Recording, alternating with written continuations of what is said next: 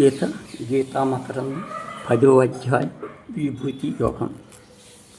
పరబ్రహ్మ పరం ధామ పవిత్రం పరమం భవాన్ పురుషం శాశ్వతం దివ్యమాది దేవమజం విభుం అస్వస్థాం ఋషం సర్వ దేవరిషిత్వరతస్తథా అసితో దేవలో వ్యాస్మత్నం చైవ బ్రవీపి మే. అర్జునుడు చెప్పాను, నీవు పరబ్రహ్మవు, పరంధాముడు, పరమపానుడు, నిన్ను నిత్యునిగను, ప్రకాశ స్వరూపునిగను, పరమ పురుషునిగను, అదే జన్మరహిత నిగను, సర్వ వ్యాపకునిగను, ఋషులందరూ దేవఋషియగు నారదుడును, అసితును, దేవులున్నను వేదవ్యాసము చెప్పుతున్నా. స్వయముగా నీవును ఆ ప్రకారమే నాకు చెప్పుతున్నావు. శ్రీకృష్ణుడు పరమాత్మ ఎట్టివాడు, పరబ్రహ్మ స్వరూపుడు, పరధాముడు, పరం పావనుడు, శాశ్వతుడు, ఆదిదేవుడు, జన్మమరుడు, శాశ్వతుడు.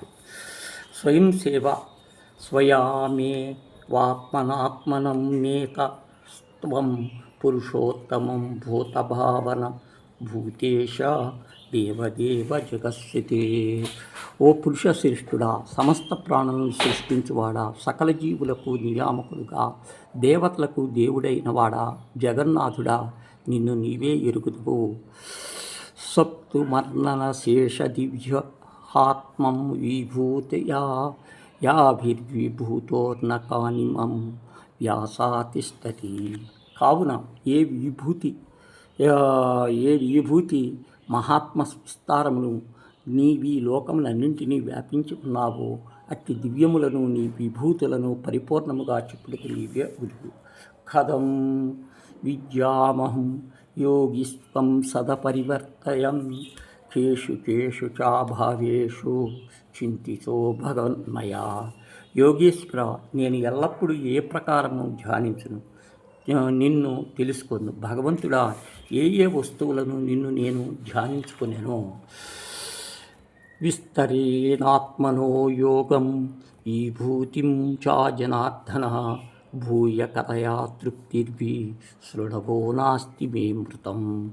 ఓ కృష్ణ, నీ యొక్క యోగ మహిమను జగలిల్లాలి విభూతములను ధ్యానదహినస్తును సవిస్తరముగా తెలియజేయను. ఎలా అనగా, నీ యొక్క అమృత వాక్యములు వినుచున్న వారు సంతృప్తి కలుగును, ఇంకను వినవలైన వారు కుతూహలము కలుగుతున్నవి. హస్తతే కదస్మి దివ్యాత్మ విభూతియా ప్రాధాన్యత కురు శ్రేష్ఠ నాణ్యతో నిస్తరేమే. ఓ భగవంతుడు చెప్పిన కురువంశ శ్రేష్ఠుడు అర్జునుడా, ఇప్పుడు దివ్యములైన నా యొక్క విభూతులను ప్రాధాన్యతలను గురించి నీకు చెప్పాను. ఎలా అనగా, నా యొక్క విభూతి విస్తారమునకు అంతము లేదు.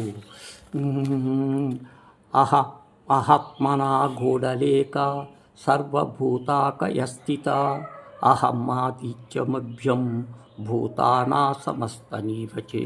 ఓ అర్జున, సమస్త ప్రాణుల యొక్క హృదయములందును ప్రత్యేక ఆత్మనుగానే ఉన్నాను, మరియు ప్రాణుల యొక్క ఆది మధ్యాంతములను స్పష్ట స్థితి లయములను నేనే అనుచున్నాను. సమస్త ప్రాణకోటి హృదయములందు వినివసించు ప్రత్యేకాత్మ ఎవరు? సాక్షాత్ పరమాత్మయే. ఆదిత్యానామహం విష్ణుచోషం రవి సింసుమాన్